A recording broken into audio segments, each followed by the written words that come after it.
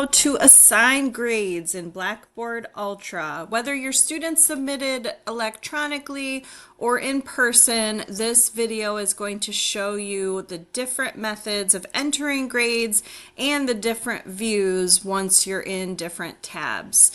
So in the Overview tab, you can see that it gives you a sense of which assignments need to be graded, how many of those need to be graded, and if you forgot that you named your discussion post a discussion post, you can actually look at the icon to find out what style assessment you're grading. This is a discussion post, this is an assignment like a paper, and then this is an AI conversation. Just take a look at the icon and you'll probably be able to guess.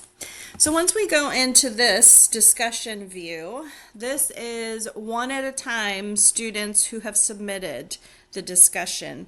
If you're finished with Joey, you can either click on the next student's name or the arrow to advance. You'll see the discussion topic so that you won't have forgotten it. Not that you would have, but I definitely would have. And then Joey's response. One thing I want to point out is that over in the discussion analysis, which is not something that you need to do anything with, and it's also not something that you need to do anything to make it occur, but the discussion analysis is something that's done automatically, and it just gives you an overview of things like the sentence complexity or the critical thinking. It is not an element that you need to consider. It's just more data for your final decision once you enter the grade. If I advance here to Alfonso, who apparently likes some emojis, I'm going to give him an automatic 99 because I also like emojis, but his critical thinking level is higher than the class average, so that feels really good. Now, one thing I want to note here is that this grade has been entered and saved, but it has not been posted.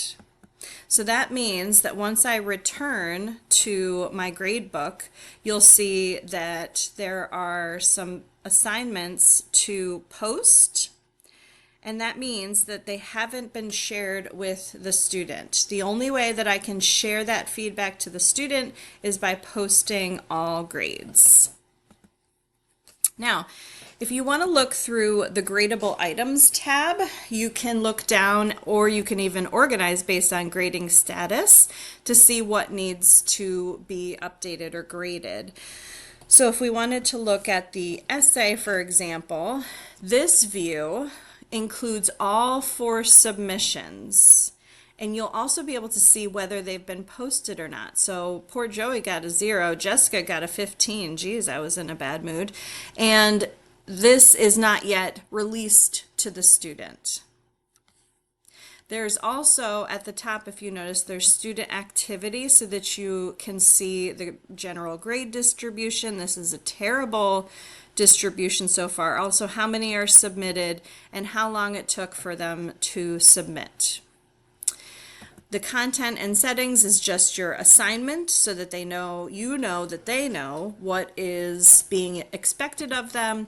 And in the submissions area, you can click on the name of the student, and then this is where it will link to the assignment that they submitted.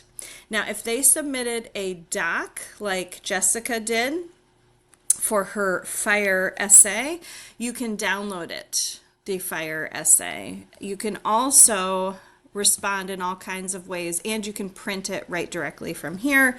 You can add feedback either through typing or audio or video recording. Also, you can add content if you wanted to send them the assignment, for example, because they completely missed the boat. You could add the attachment to remind them. You could also include a YouTube video. If they didn't do a great job of APA citations, you might want to share the YouTube video so that they can study up before the next assignment. In this view also, if you enter a score, I'm feeling a little bit nicer, let's give her a 35, no cap, then that's going to save, but it's not going to post. So that's going to save on my end, but in order for her to see the grade, you're going to have to click Post Grades. All right, one last view that I'd like to show you, and that is the grades view. Now, this one is really overwhelming because it's got all of your students and every single assignment, whether it's published or completed or done or not. So what I would recommend is that you spend 30 seconds figuring out the filter. It wouldn't really make sense to filter by student for this particular use case, but you could search by gradable items. Like, you know that you want to check out AI is cheating, and so you'll click on that and then apply, and then only that one single thing is going to show up for you to grade.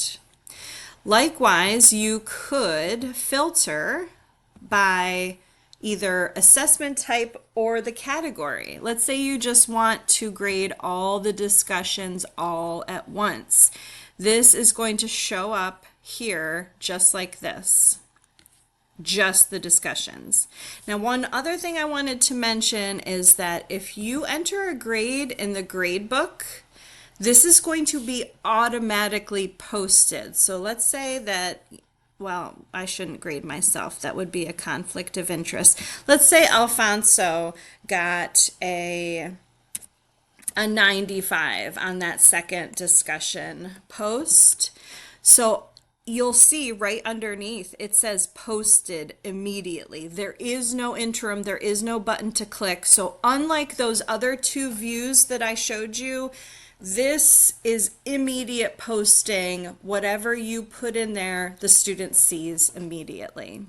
If you have any further questions about the gradebook, let me know.